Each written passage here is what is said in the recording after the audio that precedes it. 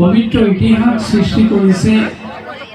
এয়া সঁচাকৈ আমাৰ সমাজ জীৱনৰ বাবে এক দৃষ্টান্তমূলক আদৰ্শ। আমাৰ ক'বলৈ মন গৈছে, বগা যেন পখিলাহে পৰি আছে, সকলোৱে যেন নামৰ ধ্বনিৰে সকলোকে মহাচ্ছন্ন কৰিবৰ কাৰণে সকলো উদ্যত হৈছে আৰু এয়া সঁচাকৈ অতি বিৰল দৃশ্য। ক'বই লাগিব, নাম হৈছে আমাৰ মানৱ জীৱনৰ অবিচ্ছেদ্য অংগ। নাম বুলি কোৱাৰ লগে লগে আমি সেই কথা উপলব্ধি কৰোঁ, ন নাদেন বিনা জ্ঞানম, ন দানেন বিনা শিৱম, নাদৰূপী পৰম জ্যোতি, নাদৰূপী স্বয়ং হৰি। অৰ্থাৎ নাদ শব্দব্ৰহ্মই নাম। এই নামৰ অবিহনে মানুহৰ জ্ঞান সম্পূৰ্ণ হ'ব নোৱাৰে। এই নামৰ অবিহনে মানুহৰ মংগল সূচিত হ'ব নোৱাৰে। শিৱ শব্দৰ অৰ্থ মংগল। নাদৰূপম পৰম জ্যোতি, এই নাদ শব্দব্ৰহ্মই জ্যোতি, পোহৰৰ সমষ্টি। নাদৰূপী স্বয়ং হৰি, এই নাদ শব্দব্ৰহ্মই স্বয়ং হৰি। সেই এক কথাত ক'বলৈ গ'লে নাম নামীৰ মাজত পাৰ্থক্য নাই। য'ত নাম থাকে তাত হৰি থাকে, য'ত হৰি থাকে তাত নাম থাকে।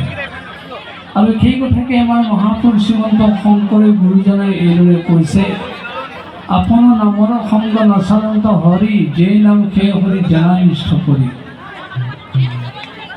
অৰ্থাৎ যি হৰি, সেই হৰিৰ লগত নাম অংগাংগীভাৱে সম্পৃক্ত হৈ থাকে। আৰু সেই নাম নামি থকাৰ নিৰ্দিষ্ট ঠিকনাৰ কথা মহাপুৰুষ মাধৱদেৱে এইদৰে কৈছে, মাধৱৰ নাম বৎস প্ৰায় ভৈল, ভক্তে তাংকলে জান্ত, বেদৰ ঈশ্বৰ হৰি ধেনু যেন, তাৰ পাছে পাছে ধান্ত। অৰ্থাৎ যদি ভগৱন্তৰ নাম ধ্বনি উত্থাপিত হয়, তাতেই বেদৰ ধেনুস্বৰূপ ঈশ্বৰ আহি অৱস্থান গ্ৰহণ কৰে। মহাপুৰুষ শ্ৰীমন্ত শংকৰদেৱে আৰু তেৰাৰ অনুগামী সন্তসকলে অসমত যি নামঘৰত জন্ম দিলে, এই নামঘৰতেই ভকতসকলে যি সামূহিকভাৱে নামৰ ধ্বনি উত্থাপিত কৰে, তাতেই ভগৱন্ত পুৰুষে অৱস্থান গ্ৰহণ কৰে বুলি নিৰ্দিষ্টভাৱে মহাপুৰুষজনাই সেই ঘোষাৰ যোগেদি কৈ থৈ গৈছে। এই নাম ল'লে আমাৰ কি লাভ হ'ব পাৰে, মহাপুৰুষ শ্ৰীমন্ত শংকৰদেৱে কীৰ্তনৰ যোগেদি বৰ সুন্দৰকৈ সেই কথা এইদৰে বৰ্ণনা দিছে। প্ৰথমে দহিব পাতক ছয়, নাম লোৱাৰ লগে লগে মানুহৰ অন্তৰত যি পাপ ভাৱ থাকে, সেই পাপ ভাৱ বোলে নাইকিয়া হ'ব পাৰে। কৰিবে মহাপুণ্য উদয়, তাৰপিছতে নাম লোৱাৰ লগে লগে পুণ্য উদয় হ'ব পাৰে। কৰাইবে বিষয়ত বিৰকতি, বিষয় বাসনাত বিৰক্তি ভাৱ নামে আনি দিব পাৰে। বঢ়াইবে কৃষ্ণক প্ৰেম ভকতি, কৃষ্ণক প্ৰেম ভক্তি বৃদ্ধি কৰিব পাৰে। উপজাইবে আতি বৈষ্ণৱ জ্ঞান, মায়াকো বহি কৰিবে নিৰ্যান, নামৰ লগে লগে বৈষ্ণৱ জ্ঞান উদয় কৰি দিব পাৰে। আৰু সেই নাম লোৱাৰ লগে লগে মায়াক নিৰ্যান কৰি দিব পাৰে। চৈতন্য মূৰ্তি পূৰ্ণানন্দ হৰি, থৈবন্ত তেলতে এৰে কৰি।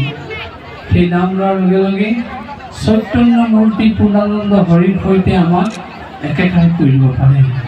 এয়াই হৈছে নাম লোৱাৰ তাৎপৰ্য। আমি আকৌ সেই কথাখিনি চমুকৈ আলোচনা কৰিছোঁ। নাম লোৱাৰ লগে লগে পাপ নাইকিয়া হ'ব পাৰে। পাপ কি? যি আনৰ অন্যায় কৰি কেৱল নিজে সুখে থকাৰ বাসনা পুহি ৰাখে, সেয়াই পাপ।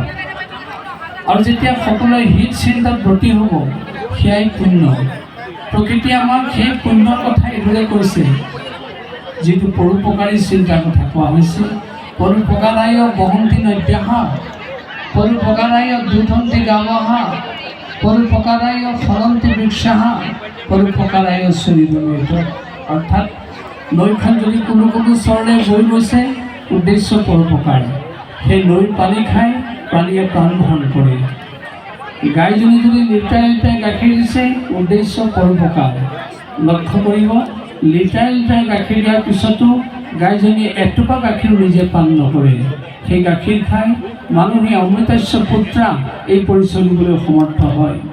ঠিক সেইদৰে গছজোপাই লোমালোমে ফল দিছে, পকা পকা ফল দিছে, তাতো লক্ষ্য কৰিব গছজোপাই এটা ফলো নিজে ভক্ষণ নকৰে। সেই ফল খাই ক্ষুধাটো প্ৰাণীয়ে প্ৰাণ ৰক্ষা কৰে, স্বাদ অনুভৱ কৰে। এইদৰে প্ৰকৃতিৰ সমস্ত সৃষ্ট বস্তুৰে সৃষ্টিৰ উদ্দেশ্য যদি পৰোপকাৰ, তেতিয়াহ'লে মানুহৰো সেই একেটা চিন্তাই থাকিব লাগিব। প্ৰকৃতিৰ কোলাতে জন্ম হোৱা মানুহকো কোৱা হৈছে পৰোপকাৰায় সৰিদমেত। এই শৰীৰটো যদি সৃষ্টি হৈছে পৰ উপকাৰৰ কাৰণে, এই পৰোপকাৰী চিন্তাত যেতিয়া মানুহ গতি হ'ব, সেয়াই হ'ব পুণ্য।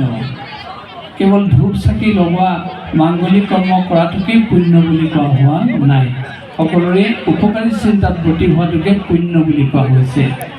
তাৰ লগে লগে কৈছে যে বিষয়ত নামে বিৰক্তি জন্মাব।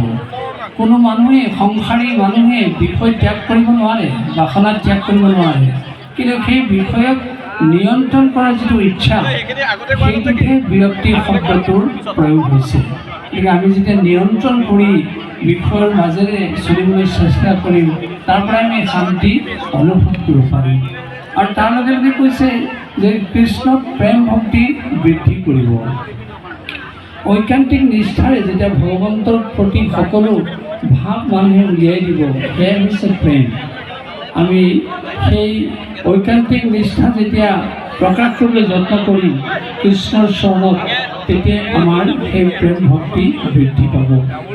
তাৰ লগে লগে কোৱা হৈছে যে বৈষ্ণৱ ভাৱ উদয় হ'ব। বৈষ্ণৱ কোন? তৃণাদপি শুনিছেন তৰুদপি সহিষ্ণুনা অমানীনা মানদেয়ম কীৰ্তনীয়া সদা হৰি। যি নিজকে তৃণতকৈ সৰু বুলি ভাবিব পাৰে, বিনয় স্বভাৱ আয়ত্ব কৰিব পাৰে, যি গছৰ দৰে সহনশীল অৱস্থা গ্ৰহণ কৰিব পাৰে, আৰু যি অমানীজনকো মান দি তৃপ্তি লাভ কৰিব পাৰে, সেইজনক বৈষ্ণৱ বুলি কোৱা হৈছে। আৰু তেওঁৰ মূল ধৰ্ম হৰি কীৰ্তনত ৰত হৈ থকা। আৰু তাৰ লগে লগে কোৱা হৈছে যে নামৰ যোগেদি মায়াক নিৰ্যাণ কৰিব। মায়া শব্দৰ অৰ্থ মহাচ্ছন্ন, মায়া শব্দৰ অৰ্থ প্ৰহেলিকা। আমি যদি অত্যাধিক সেই মহাচ্ছন্ন হৈ থাকোঁ, তেতিয়াহ'লে আমাৰ গতি স্তব্ধ কৰি দিব।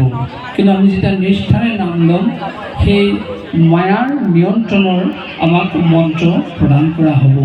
আৰু সেই অৱস্থা প্ৰাপ্ত হোৱাৰ লগে লগে চৈতন্য মূৰ্তি পূৰ্ণানন্দ হৰি ধৈৱন্ত তেন্তে কৰি, সেই নামৰ যোগেদি আমাক সেই চৈতন্য মূৰ্তি পূৰ্ণানন্দ হৰিৰ সৈতে একেকাৰ কৰি দিব। সোহম, তেওঁ আৰু আমাৰ মাজত পাৰ্থক্য নাথাকিব, আৰু তেতিয়াই আমি জীৱনৰ লক্ষ্যত উপনীত হ'ব পাৰিম। এয়াই হৈছে নামৰ তাৎপৰ্য। আৰু মহাপুৰুষজনে আমাক সেই নামৰ যোগেদি প্ৰকৃতাৰ্থত এনে চিন্তাত গতি হ'বলৈ কৈছিল। অসমত প্ৰায় 50 বিধৰ ওপৰত নাম আছে। তাৰ ভিতৰত দিহা নাম বৰ্তমান সময়ত অত্যন্ত জনপ্ৰিয় নাম। আৰু এই দিহা নামৰ যোগেদি আইসকলে বিশেষকৈ গোটেই সমাজ জীৱনত ইয়াৰ এটা বিশেষ প্ৰভাৱ পেলাইছে। আমি আশা কৰিম যে আজি যি 10 সহস্ৰাধিক আই ইয়াত উপস্থিত হৈছে, এখেতসকলে কেৱল নাম পৰিৱেশন কৰি এটা ৰেকৰ্ড গঢ়াই নহয়, এই নামৰ যোগেদি, নামৰ তত্ত্বৰ যোগেদি ঘৰলৈ এই প্ৰভাৱ লৈ যাব, আৰু তাত ঘৰৰ পৰিয়ালৰ মাজত এই ভাৱ বিকৃত কৰিব। আৰু যদি আইসকলে নামৰ এই মূল তত্ত্বখিনি ঘৰলৈ লৈ গৈ এইদৰে বিকৃত কৰিব পাৰে, আমাৰ সমাজখন সঁচাকৈ সুন্দৰ হ'ব। আমি আশা কৰিছোঁ যে 10 সহস্ৰাধিক আই য'ত গোট খাব পাৰে, ইয়াতকৈ আৰু শক্তি সঞ্চাৰিত কৰা আদৰ্শ সমাজত আৰু থাকিব নোৱাৰে। আজি আইসকলে যিটো শক্তি প্ৰদৰ্শন কৰিলে, আজি আইসকলে যিটো নিষ্ঠা প্ৰদৰ্শন কৰিলে, আজি আইসকলে যিটো একত্ৰিত ভাৱ প্ৰদৰ্শন কৰিলে, আমি ভাবোঁ আমাৰ উৰুলি যাব খোজা সমাজখনক ধৰি ৰখাৰ এইটো এটা মূল মন্ত্ৰ হ'ব। আৰু আইসকলে এনে নিষ্ঠা প্ৰকাশ কৰাৰ কাৰণে আমি পুনৰবাৰ শলাগ লৈছোঁ। আৰু বিশেষকৈ নিৰ্মলা দাস প্ৰমুখ্যে সেই সদস্যসকলে এই 10,000 নামক একত্ৰিত কৰাৰ কাৰণে যি প্ৰয়াস কৰিলে, আমি তেখেতসকলৰ এই প্ৰয়াসৰ প্ৰতিও পুনৰ শলাগ লৈছোঁ আৰু গোবিন্দৰ চৰণত প্ৰাৰ্থনা জনাইছোঁ, আপোনালোক সকলোৰে হৃদয়ত এই ভাৱ দৃঢ়ৰ পৰা দৃঢ়তৰ হওক, আপোনালোকৰ শিৰত ফুল চন্দন বৰ্ষিত হওক, তাকে আমি গোবিন্দৰ চৰণত প্ৰাৰ্থনা জনাইছোঁ।